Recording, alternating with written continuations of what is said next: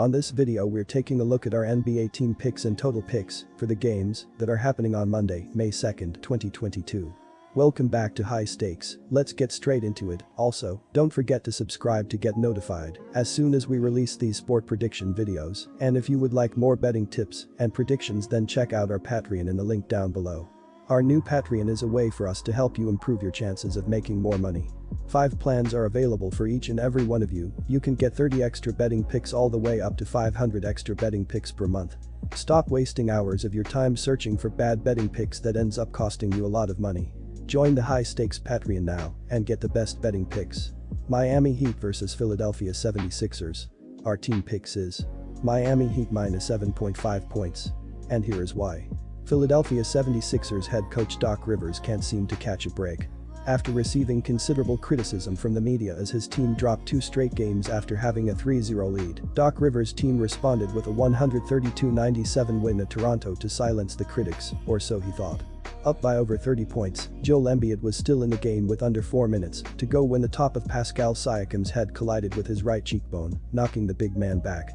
He was replaced in the game at that point, but X-rays would later reveal a fractured orbital bone and a concussion. Now Rivers is again under criticism for keeping his big man in a game that was well out of reach. Rivers once again found himself responding to criticism. While Joel Embiid's injury status has justifiably grabbed the headlines, the Miami Heat are dealing with a number of nagging injuries of their own heading into Game 1. Jimmy Butler missed Game 5 due to knee soreness, although he has indicated he will play in Game 1. In addition, point guard Kyle Lowry remains questionable as he continues to deal with a hamstring strain. While the injury isn't playoff ending, it could take an additional week or so to heal, which might knock Lowry out of the first 2 games of this series. Miami was able to finish off the Heat with both Lowry and Butler missing in Game 5, but Philadelphia would be a bigger challenge without their starting guard duo. With Lowry likely out, Gabe Vincent will most likely get the start again. While not a true point guard, Vincent can knock down open threes and plays quality defense. In the absence of Lowry, Butler has taken on more responsibilities as the primary ball handler. A new weapon emerged for the Heat in the form of oft-injured former All-Star Victor Oladipo. In Butler's absence, Oladipo played 36 minutes and scored 23 points. He will likely see increased time in this series as the Sixers feature a number of quality wing players. Max Strus will also be an imprint player in this series. Strus was inserted into the starting lineup late in the season and averaged over 16 points per game as a starter. He was the Heat's second leading scorer behind Butler in the Hawks series, averaging over 14 points per game. Finally, look for Tyler Herro to play an increased role off the bench in this series as well. The NBA's 6th man of the year averaged just 12 points per game in the first round as he struggled with his shot, shooting just 39% from the field. Miami will need a stronger series from Herro if they want to advance. While I do think that the 76ers are both skilled enough and well coached enough to compete without Embiid, I don't think they are positioned to win the series without him. In Game 1, Miami will certainly come out with the advantage as Philadelphia tinkers with their sets and lineups in order to succeed without Embiid. Butler has continued to prove that he is a go-to player come playoff time, averaging over 30 points per game in the Atlanta series as he increased his shot load. He will put immense pressure on his former team, especially in the paint without the presence of Embiid.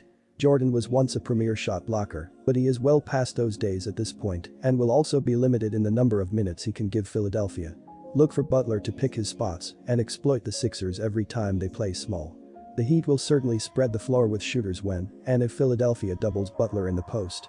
The Philadelphia 76ers weren't all that impressive against the Raptors in the opening round at full strength, and now they'll be without Joel Embiid, which is a massive blow.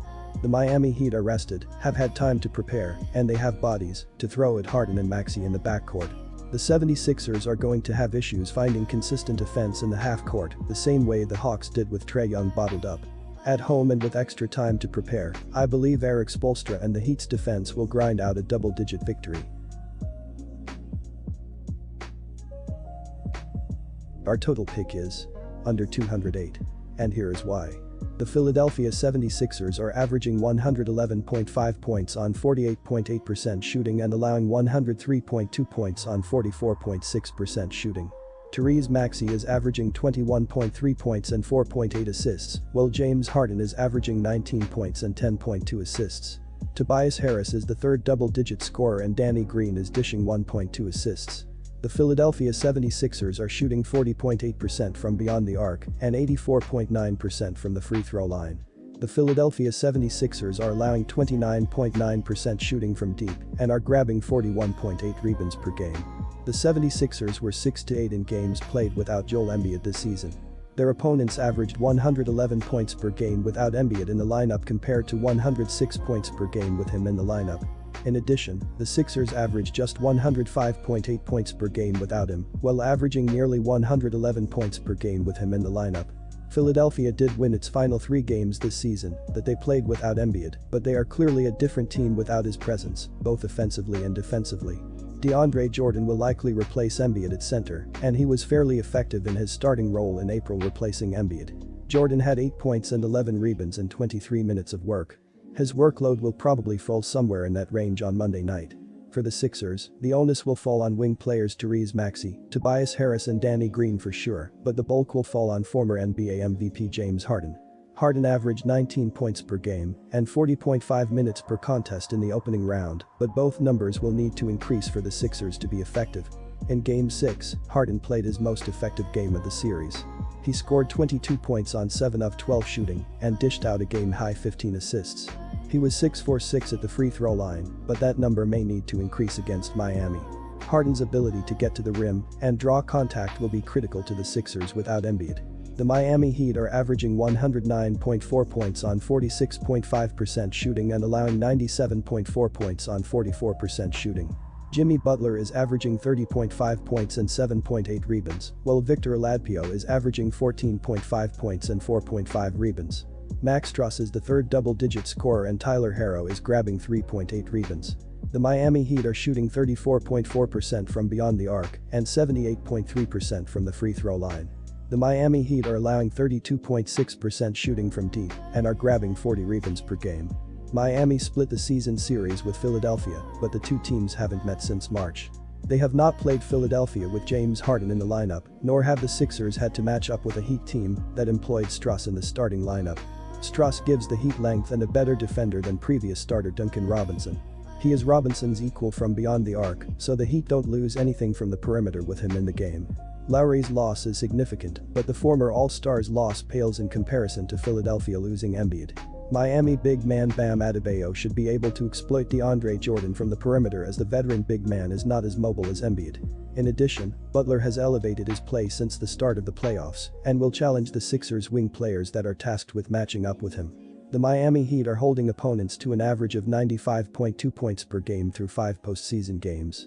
Miami is holding opponents to 40.4% shooting overall and 28.3% shooting from behind the line.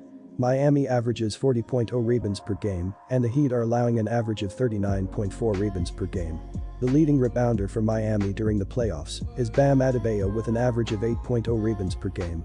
Jimmy Butler is the leader in steals with an average of 2.8 per game and Kyle Lowry is the leader in blocked shots with an average of 1.0 per contest.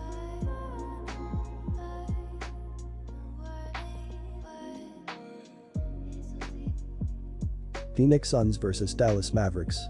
Our team pick is Phoenix minus 5.5 points, and here is why. The Dallas Mavericks will be coming into this series with plenty of confidence after taking down the Jazz in 6 games in the first round. Luka Doncic missed the first 3 games but finished with averages of 29.0 points, 10.7 rebounds and 5.7 assists per game. Jalen Brunson picked up the slack in his absence with averages of 27.8 points, 4.8 rebounds and 4.2 assists per game, while Spencer Dinwiddie scored 15.3 points, 3.3 rebounds and 4.3 assists per game. As a team, the Mavericks scored 104.7 points per game while shooting 44.4% from the field and 37.1% from the three-point line. Dallas was without Luka Doncic for 3 games against Utah, but in those games, Jalen Brunson played a key role in helping the Mavericks have success. In their series against Utah, they went 2-1 on the road as they closed the series out on the road as they were led by Doncic and Brunson, who both dropped 24, while Spencer Dinwiddie dropped 19, and Dorian Finney-Smith had a double-double with 18 points and 10 rebounds. Phoenix suffered a scare in their opening round series against the New Orleans Pelicans as Devin Booker suffered an injury but was able to return in Game 6. In their series-clinching game, they were led by Chris Paul who dropped 33, while DeAndre Ayton had 22, and Michael Bridges chipped in with 18. Against the Pelicans, Phoenix also went 2-1 at home. The Mavericks have been led by Doncic, who is averaging 29 ppg in the playoffs, while Brunson is averaging 27.8, while Finney-Smith is chipping in with 13.2 ppg. They are also shooting 44.4% from the field and 37.1% from 3, compared to shooting 46.1% from the field and 35% from 3 in the regular season. They finished the season with a record of 52-30, which was good for 4th in the West. They also went 23-18 on the road this season. The Phoenix Suns didn't have it all their way in the first round, but they closed the Pelicans out in 6 games to advance.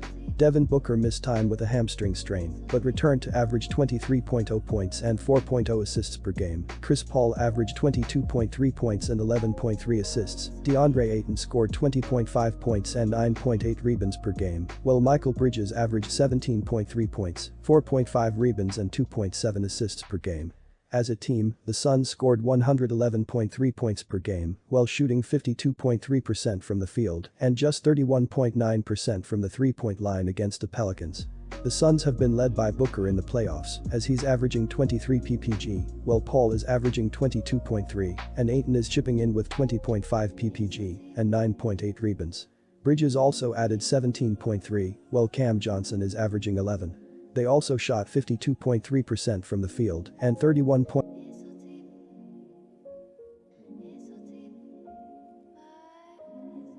Our total pick is under 215. And here is why.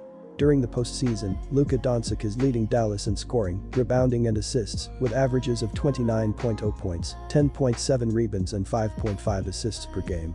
Jalen Brunson is the second leading scorer with an average of 27.8 points per game and is one of 6 players averaging double figures in scoring for Dallas. As a team, Dallas is scoring an average of 104.7 points per game. Phoenix entered the Western Conference playoffs as the number 1 seed and eliminated the New Orleans Pelicans 4-2 in their conference quarterfinals. Phoenix defeated New Orleans 115-109 in Game 6 to clinch the series behind 33 points from Chris Paul. Phoenix shot 60.0% in the victory. Dario Saric is the only player on Phoenix listed as out with an injury. The Dallas Mavericks open their NBA Western Conference semifinals best-of-7 series on the road Monday against the Phoenix Suns. Dallas defeated the Utah Jazz 4-2 in their conference quarterfinals series, winning Game 6 98-96. In Dallas's Game 6 victory over Utah, Luka Doncic was the leading scorer for the Mavericks with 24 points. The only player listed as out for Dallas to start the series is Tim Hardaway Jr. During the postseason, Devin Booker is the leading scorer for Phoenix with an average of 23.0 points per game, while Chris Paul is the second leading scorer and the leader in assists with averages of 22.3 points and 11.3 assists per game. DeAndre Ayton is the third leading scorer and the leading rebounder with averages of 20.5 points and 9.8 rebounds per game.